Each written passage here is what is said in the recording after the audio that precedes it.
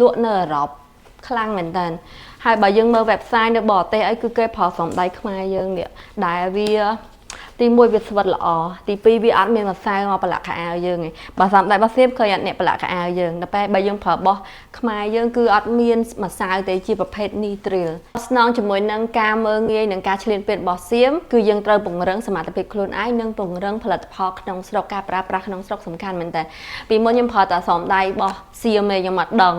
តែឥឡូវការប៉ັດយើងមានសំដៃរបស់ខ្មែរយើងដែលយកទៅលក់នៅអឺរ៉ុបដែរល្អប្រើខ្លាំងមែនតើហើយខ្ញុំប្រើអានេះគឺខ្ញុំទុកclear stock ចុងក្រោយទេហងៃគឺខ្ញុំកំងច្រើនមែនតើគឺសំដៃខ្មែរយើងដោយសារអីអត់ពីមុនណាយើងប្រើសំដៃរបស់សៀមវាអញ្ចឹងវាមានម្សៅសម្រាប់អ្នកអាឡែកស៊ីណាអាអ្នកអាឡែកស៊ីស្បែកគឺពិបាកមែនតើដូចខ្ញុំចឹងប្រើសំដៃមកវិស័យទាំងអស់វិស័យប៉ាត់ថ្មិញនឹងប្រើសំដៃខ្លាំងច្រើនជាងគេតែមិនថាគ្រូប៉ាត់វះកាត់ឬក៏គ្រូប៉ាត់អីគឺគេប្រើសំដៃដែរតែប៉ាត់ថ្មិញគឺប្រើសំដៃខ្លាំងជាងគេយើងនៅពេលដែលយើងប្រើពួកមានម្សៅវាអាឡែកស៊ីស្បែកហើយពួកបោះសៀមនេះវាអាសាឆាប់លះហើយទៀតមុំឆាប់លះហើយមែនតើអញ្ចឹង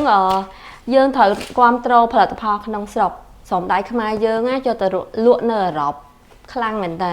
ហើយបើយើងមើល website នៅបរទេសអីគឺគេប្រើសំដៃខ្មែរយើងនេះដែលវាទី1វាស្វិតល្អទី2វាអត់មានម្សៅមកប្រឡាក់ខោអាវយើងទេបើសំដៃរបស់សៀមឃើញអត់អ្នកប្រឡាក់ខោអាវយើងតែបើយើងប្រើបោះខ្មែរយើងគឺអត់មានម្សៅទេជាប្រភេទ Nitril ហើយវាស្វិតល្អមែនតើអ្នកនរគ្នាហើយ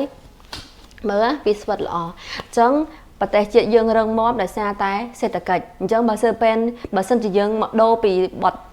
បរទេសមកប្រើបោះខ្មែរយើងទី1ផ្ដល់ការងារឲ្យប្រជាជនខ្មែរយើងទី2គឺបង្កើនសេដ្ឋកិច្ចរបស់ខ្មែរយើងហើយរបស់ល្អអញ្ចឹងហេតុអីបានយើងអត់នាំគ្នាប្រើមិនថាតែវិស័យសុខាភិបាលដូចយើងបញ្ចុកបាយកូនឬក៏យើងធ្វើម្ហូបក្នុងវិស័យ